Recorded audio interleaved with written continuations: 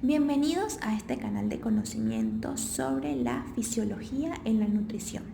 En esta oportunidad vamos a ver la función tubular.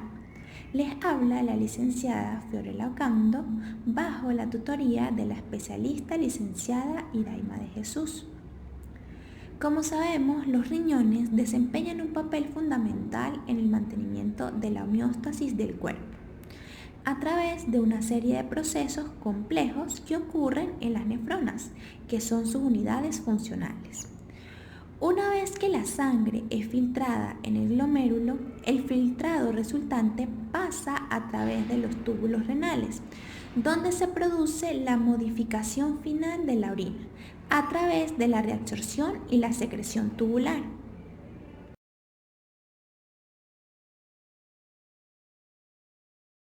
La función tubular se refiere a una serie de procesos que van a ocurrir a lo largo de los túbulos renales. Como ya los mencionábamos, es el tubo contorneado proximal, el asa de Henle, el túbulo contorneado distal y el túbulo colector, para así de esta manera modificar el ultrafiltrado glomerular. Su objetivo principal es recuperar sustancias útiles para que el organismo funcione y eliminar aquellos desechos y excesos de sustancias, ajustando así la composición final de la orina y manteniendo el equilibrio de líquidos y electrolitos. La función principal va a ser modificar la composición del filtrado producido por el glomérulo por medio de procesos de reabsorción y secreción, con la finalidad de recuperar sustancias útiles y facilitar la eliminación de sustancias nocivas.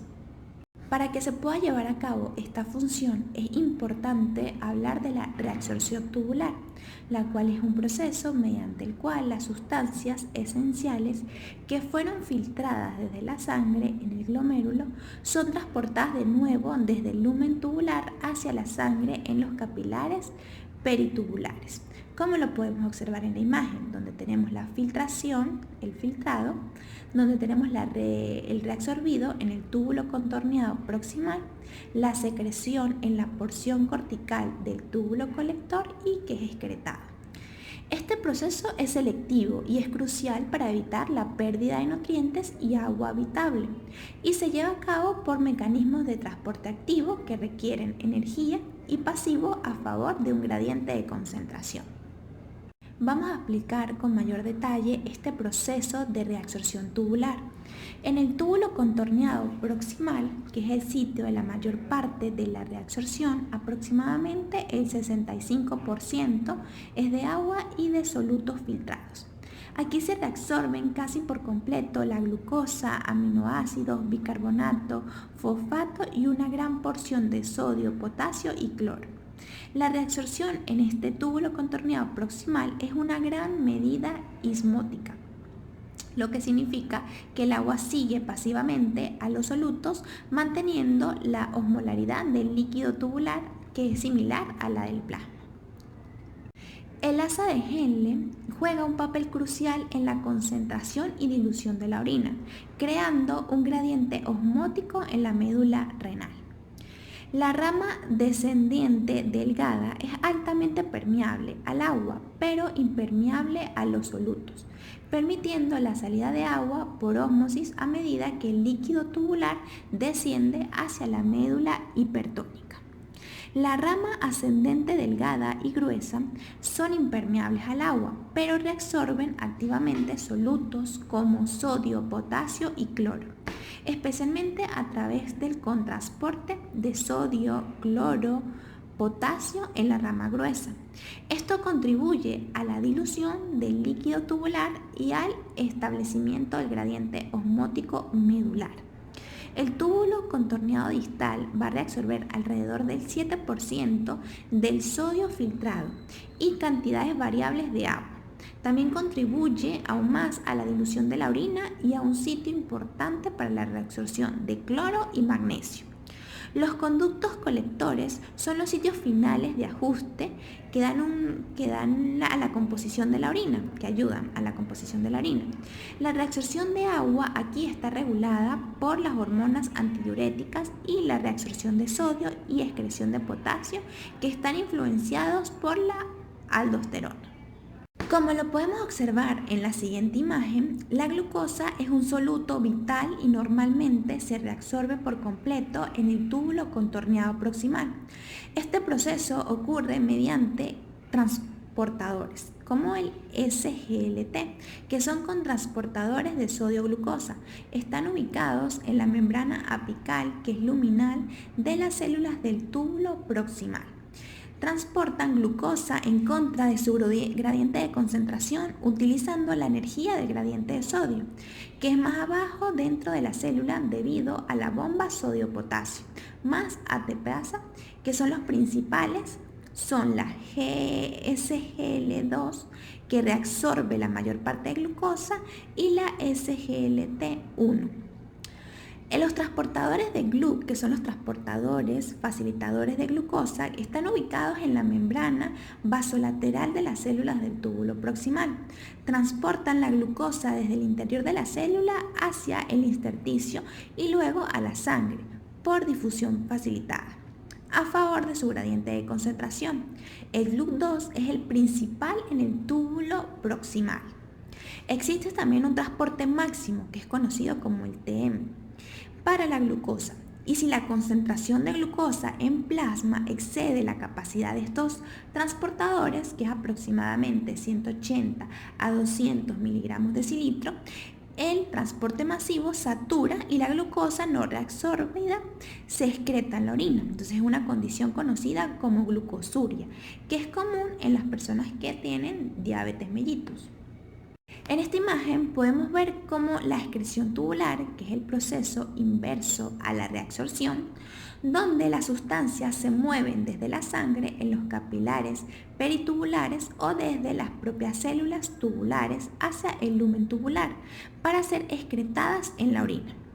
Este mecanismo es crucial para la eliminación de productos de desecho como la creatinina y algunos fármacos, por ejemplo la penicilina, salicilatos, etc. La regulación del equilibrio ácido-base mediante la secreción de iones hidrógeno más amoníaco. La regulación del equilibrio de potasio, que el potasio puede ser excretado en el túbulo distal y el conducto colector bajo la influencia de la aldosterona. Y la secreción ocurre principalmente en el túbulo contorneado proximal y en los túbulos distales y colectores. Ahora vamos a ver la reabsorción activa secundaria a través de la membrana tubular. Los cotransportadores de glucosa y sodio, como ya los mencionamos, están situados en el borde, en el cepillo de las células tubulares proximales y llevan glucosa al citoplasma celular en contra de un gradiente de concentración. La reabsorción de la glucosa depende de la energía liberada por la bomba activa primaria, ATPasa, sodio potásico, situada en la membrana vasodilateral. Esta reabsorción de la glucosa se llama transporte activo secundario porque la propia glucosa se reabsorbe en contra de un gradiente electroquímico, pero es secundario al transporte primario activo del sodio. En la reabsorción de la glucosa, el transporte activo secundario se produce en la membrana luminal, mientras que la difusión facilitada pasiva tiene lugar en la membrana vasolateral y la captación pasiva por medio del flujo de masas que se produce en los capilares peritubulares. Para comprender un poco más este proceso es importante conocer cómo es el manejo tubular del sodio y de otros electrolitos, lo cual es un proceso altamente regulado y segmentado a lo largo de la nefrona, que es esencial para mantener el volumen del líquido extracelular, la presión arterial y el equilibrio ácido-base, como lo podemos observar en la imagen, donde ocurre en la luz y en el intersticio, por cambios de concentraciones. Vamos a comenzar con el sodio, el cual es un catión más abundante en el líquido extracelular y su reabsorción es el motor principal para la reabsorción de agua y de muchos otros solutos. El túbulo contorneado proximal reabsorbe aproximadamente el 65% del sodio filtrado, que gran parte se reabsorbe por cotransporte con glucosa, aminoácidos, fosfato y también por intercambio de hidrógeno. La asa de Henle, que es la rama ascendente gruesa, reabsorbe alrededor del 25% de sodio, filtrado a través de contrasportes como sodio, potasio y cloro. El túbulo contorneado distal reabsorbe aproximadamente entre el 5 y el 7% de sodio a través de los contrasportes de sodio y cloro, que son sensibles a las tiacidas.